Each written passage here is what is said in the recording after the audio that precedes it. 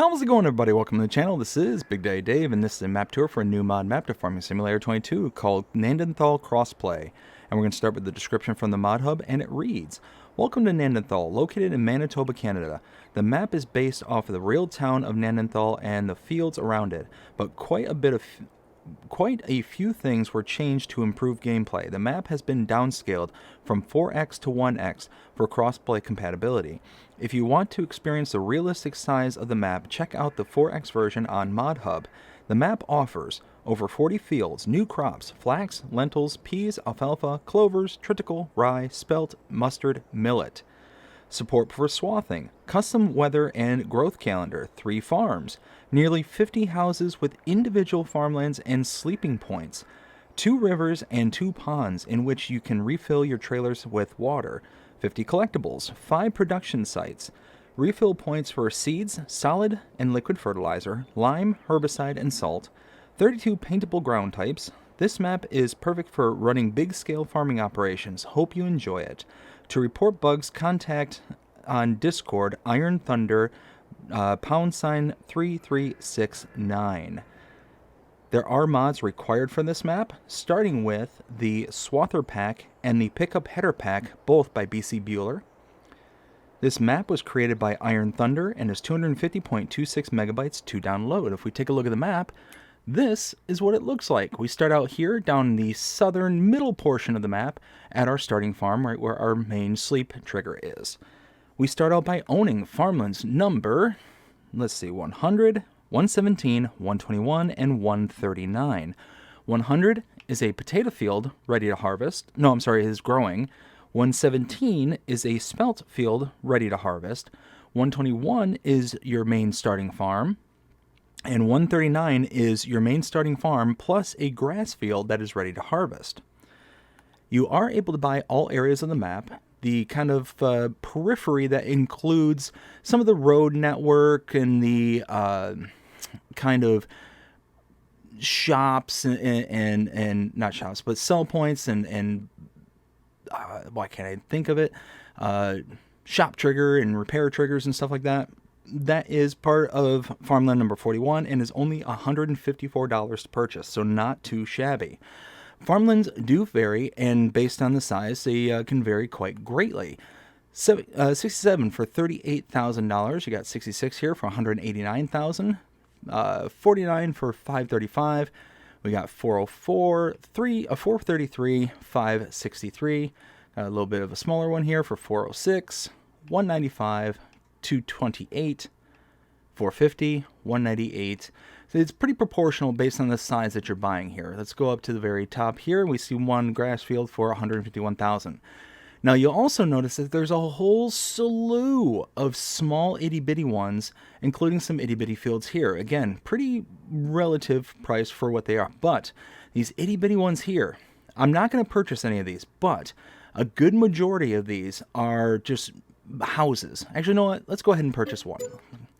They're just houses that you can buy, and if you buy them, you get a sleep trigger. So just something to kind of notice. There are some farms and some additional buildings that are kind of speckled in between these. Little farm building right here with some silos that you can purchase, and certain other things that we're going to discuss throughout the tour, but like I said, most of these are either a combination of a house and field or just a house. So just kind of throwing that out there so it is known, but not going to purchase every single one of these just to show off a sleep trigger. So if we scroll down to the animals, we do not start with any animal pens. Contracts are available, no production chains to start out with, and there are collectibles, 50 of them to be precise. If we take a look at mods specific to this map, there's nothing here under the buy menu, but you will see under mods and DLCs, the Pickup Header Pack as well as Swather Pack. Let's see, under the build menu, we have nothing under sheds, silos, silo extensions, containers, tools, but under farmhouses, we have several houses that are specific to this map. Under the productions, there is nothing, or I'm sorry, there is something under factories. Got a couple right here, the grain mill as well as the oil mill. Let's see, nothing under selling points, greenhouses, orchards, or generators. There is nothing at all under animals. Under decorations, there's nothing under fences, nothing under lights, but under others, scroll to the right, you'll see a couple of little decorations right here under others. And then lastly, under landscaping and painting, we have a ton of additional painting swatches. As you can see here, nothing for trees and nothing for plants.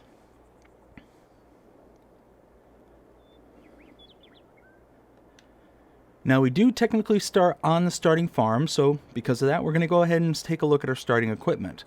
So if we take a look at our owned items under medium tractors, under medium tractors, we have a John Deere 6250R as well as a 7810. Under harvesters, we have a John Deere T560. Under cars, the Lizard pickup 1986. Trailer, the Branther TA23065 2 Tube Plus. Under headers, we have the John Deere 625X. Under potato technology, we have the Grimmy Evo 290, GL 420, and the KS 75-4. Under plows, we have the Kverneland EcoMat. Under cultivators, we have the Lemken Schmard 9 500K. Disc harrows, the Kokerling Rebel Classic 600T. Seeders, the Pottinger Terracim C6F.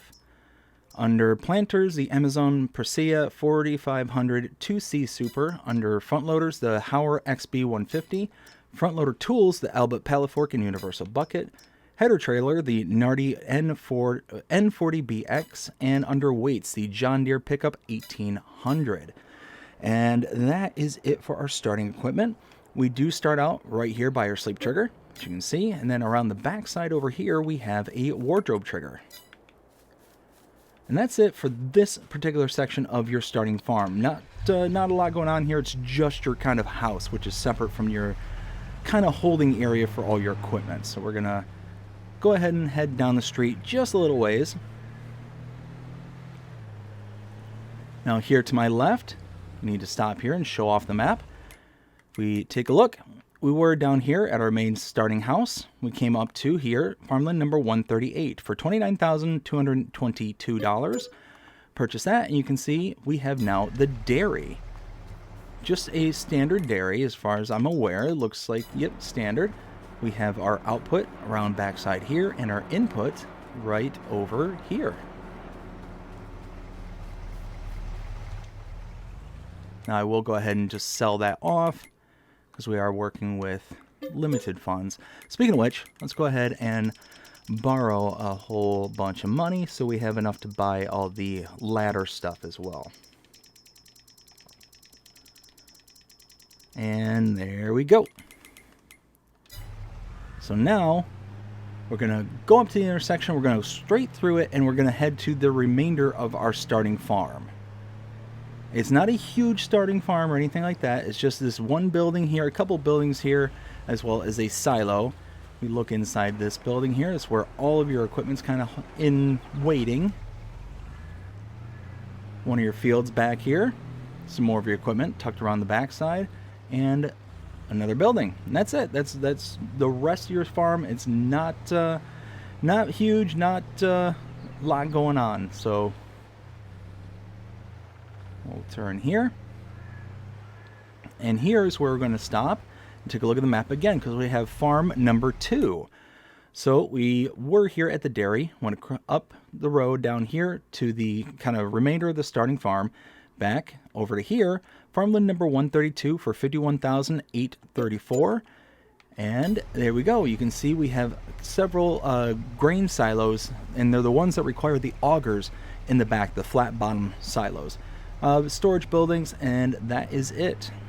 So let's go ahead and sell this back. Now, a couple of these plots of land do include kind of additional storage buildings and stuff like that, but nothing that's going to be like really worth noting or buying. Like this is one good example here, where if you buy this house here, you can get this storage building with it, but that's about it. It's not going to be anything like a silo or anything like that, and those are the only ones I'm going to be showing off on this tour, are those where there's actually some kind of item to point out. So to my right, we have the next point of interest, which is the bakery. We were here, we went down the road and up to farmland number 86. Purchased this for $63,319, and you can see bakery now appears. Now this one is modified. If we go inside, wait, no, I'm sorry. I'm thinking the wrong one. I apologize. Input here, output in the back. And here, let's go ahead and, again, we can sell this one off. We don't have to keep that.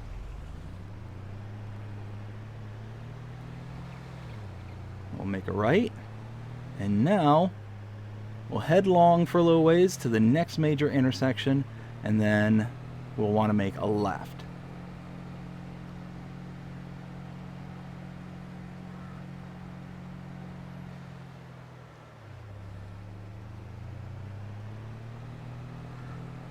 Okay, now here, come to a stop. Oh. Now along the side of the building here, we have a biomethane station right there, an electrical charging station here, and we have a repair trigger right in the back over here.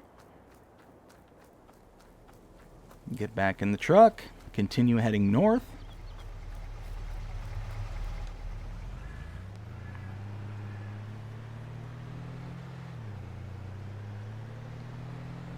And you can see a lot of the barns and buildings that we're going to be stopping in coming up here to our left. We'll stop here. So here we have the shop trigger. Whoops, there we go. Right here is the Clever Motors diesel, which is a diesel fill point. Over here, we have the refill station right here where you can get things like solid fertilizer, seeds, lime, so on and so forth. Here we have the liquids refill station and a debris crusher.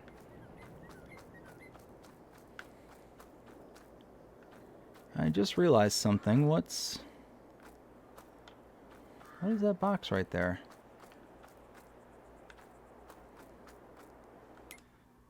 Just want to see something real quick, because I didn't recall seeing that. Debris crusher, no. So I bought the land. I wonder if that's the spawn point, maybe, for the equipment? We're going to check. We're going to see, because let's go ahead and get a little tractor. Where's that spawn? Maybe. Huh. Yeah, not quite sure what the story is with this little checker box here. No doors that can get in here. Okay. Yeah, I'm not quite sure. So anyways, head down the street just a little bit further.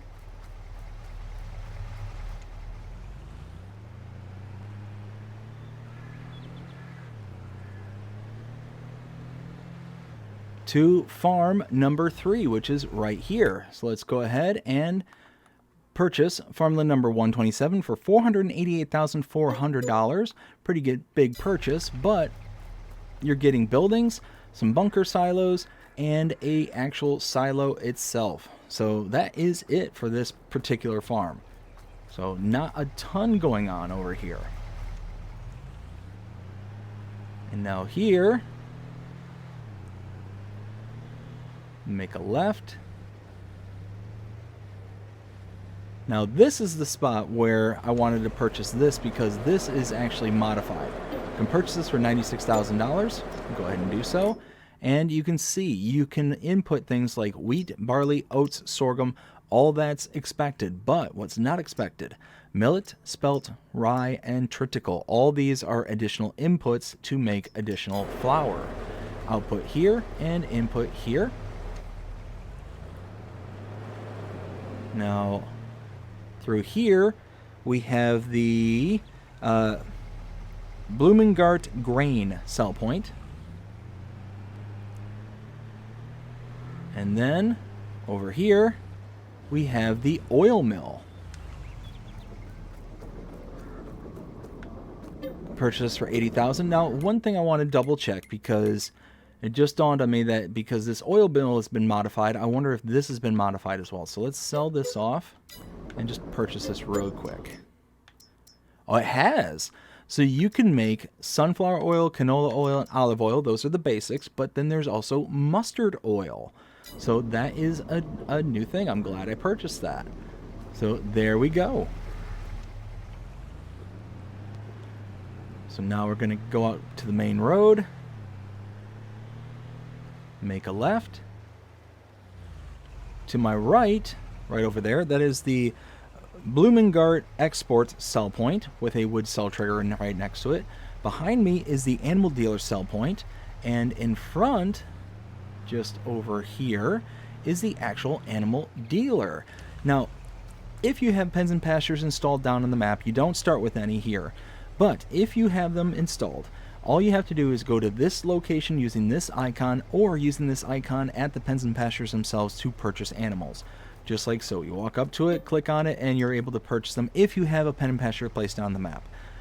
If you do use this icon, you will notice that you will incur an additional fee. That fee is associated to delivery fee. The animal dealer is taking the animals from this location, delivering them to the pens and pastures for you.